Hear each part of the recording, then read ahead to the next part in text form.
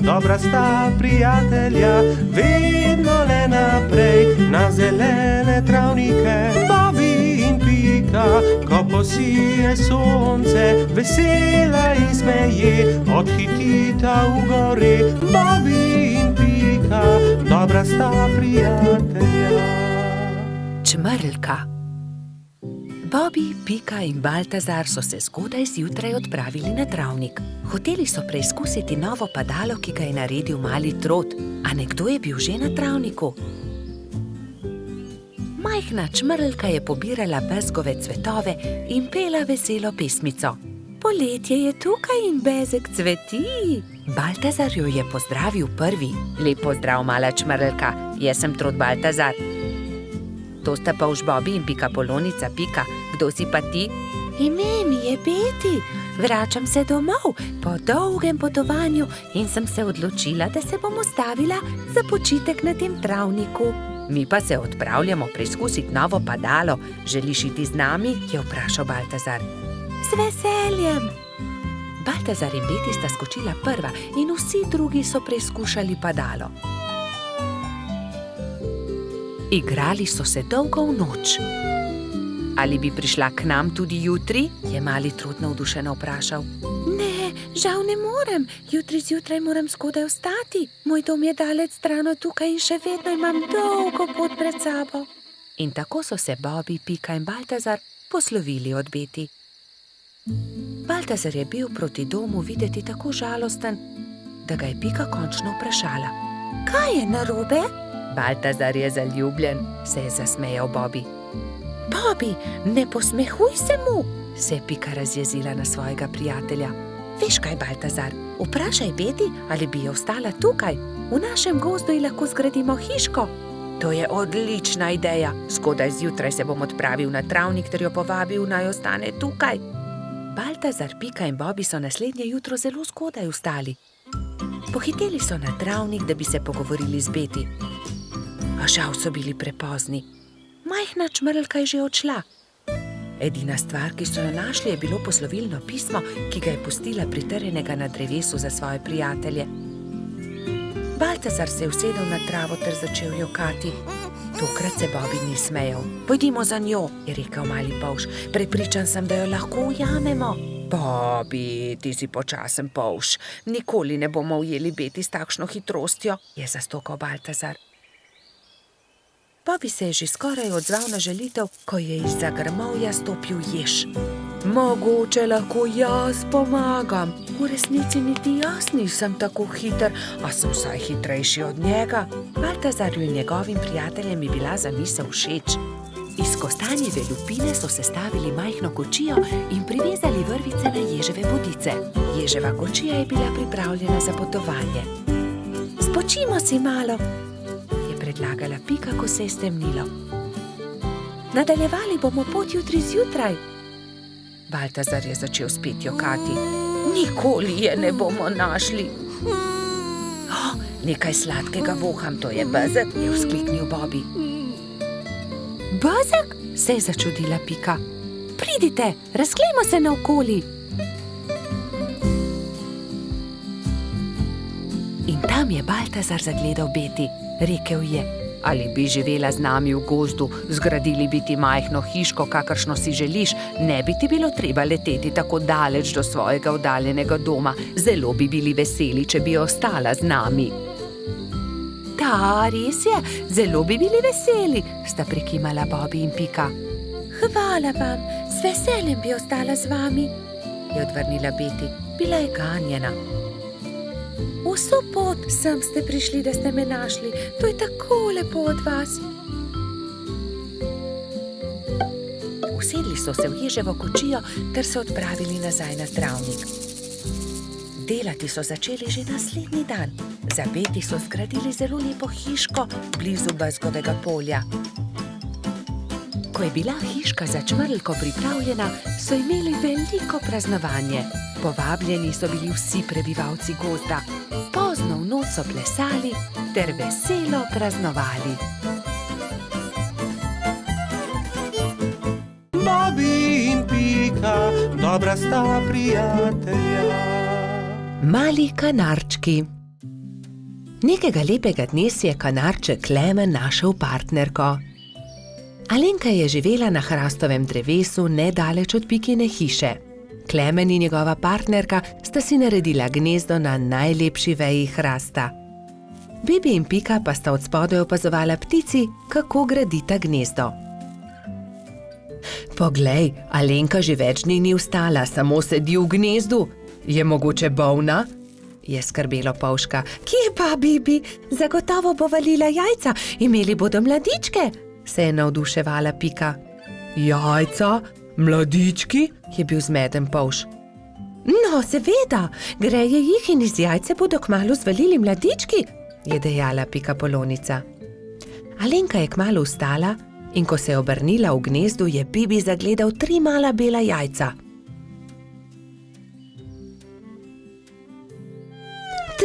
Trije mladički bodo, je veselo stekel k Piki. Nekega jutra se je zaslišalo razburjeno čivkanje na hrastu. Hura, izlegli so se mladiči, je vzkliknila Pika in se od veselja objela z Bibijem. Ali jih lahko pogledava? Je vzburjeno Pika vprašala Klemena.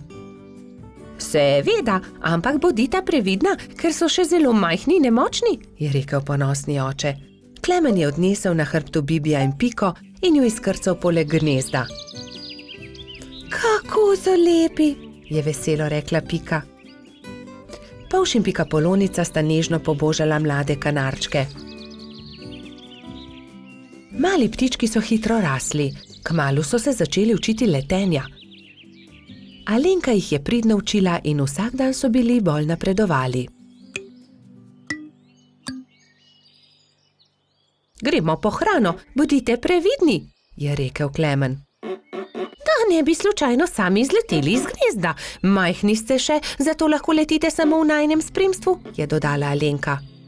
Ampak najmlajši mladiček se ni držal dogovora. Daj no, ja že dobro letim, bom poskusil sam, je rekel in vzletel. Ne smeš, sta čivkala druga dva, vendar ga nista uspela zadržati. Ko sta se vrnila starša, sta 2 mladička nervozno postopala v gnezdu. Odletel je najin bratec, sta jokala oba. Joj, pa tako majhen je še, le kaj se je zgodilo z njim, je prestrašeno kričala Alenka. Kričanje sta zaslišala tudi Bibi in Pika. Takoj sta odhitela iskat potepinskega mladička. Iskali so ga povsod, iskali so ga v hribih, na planinah, ob jezeru, v gozdu, na travnikih, ampak nikjer ga niso našli. Počasi se je stemnilo. Kako naj ga iščemo v tej temi? Je vprašala Alenka in začela grenko jokati. V tistem hipu se je prižgala posebna luč na nebu. Cela gruča kresničke prihitela kanarčkom na pomoč. Mi bomo svetili, zagotovo ga bomo našli, so dejali soglasno.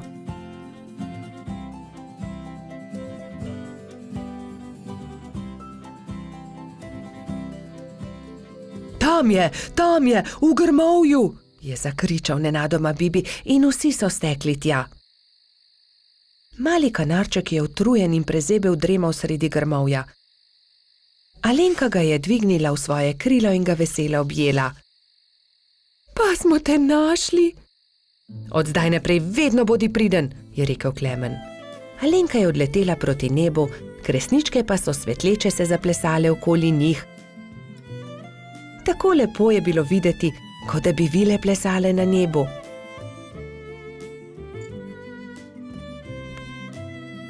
Družina kanarčkov pa je kmalu legla k počitku. Alenka je pod svojimi krili grela mladičke. Lahko noč, ptički, je veselo šepetala Alenka. Bobi in Pika, dobra sta prijatelja. Nogometna tekma. Nekega poletnega jutra je rogača Gašperja zbudilo glasno trkanje. Halo, Gašper, odpri! Jaz sem, Frici! Rogač je zaspano vstal iz postelje in odprl vrata. No, Frici, vstopi! Je srečno zavpil Gašper in stara prijatelja sta se objela. Poglej, prinesel sem ti nekaj, je dejal Frici. Nogometna žoga, hura!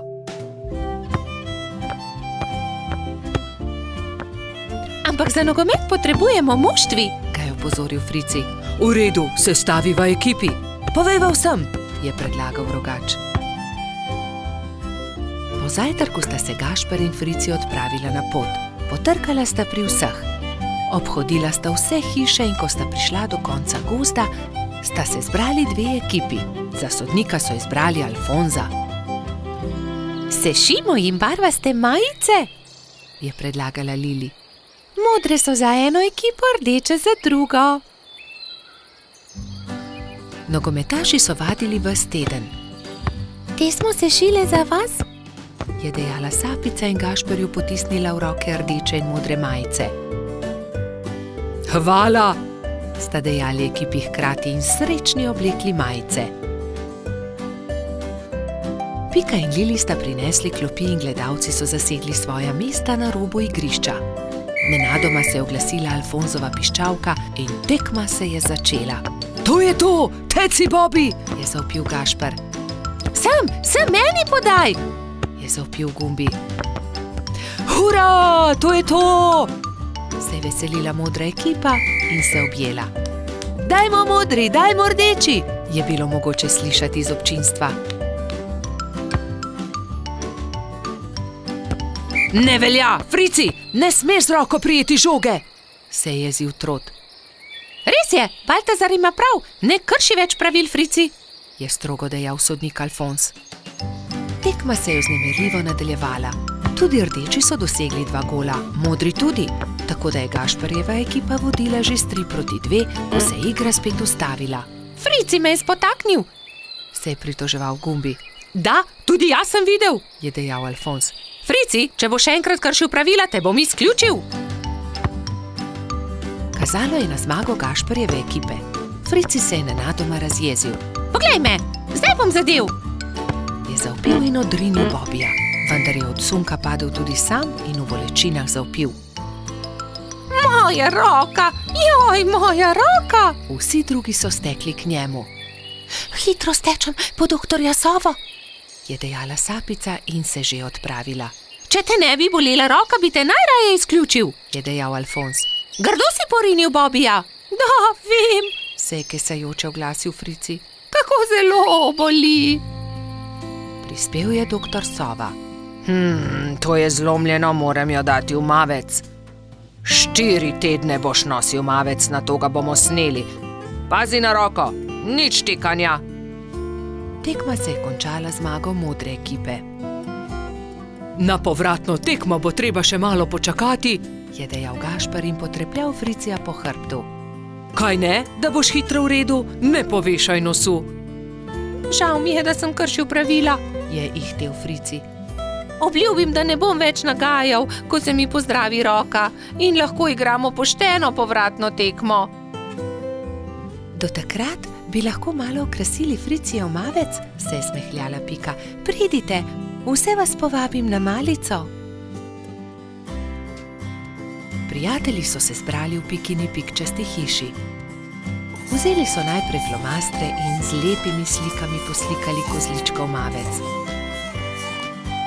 Ko ga bo doktor Sova snel, ga bom obdržal za spomin, je izjavil Frici. Nato so se vsi usedli k mizi in do zadnjega kosa pojedli velikansko biskvitno rolado.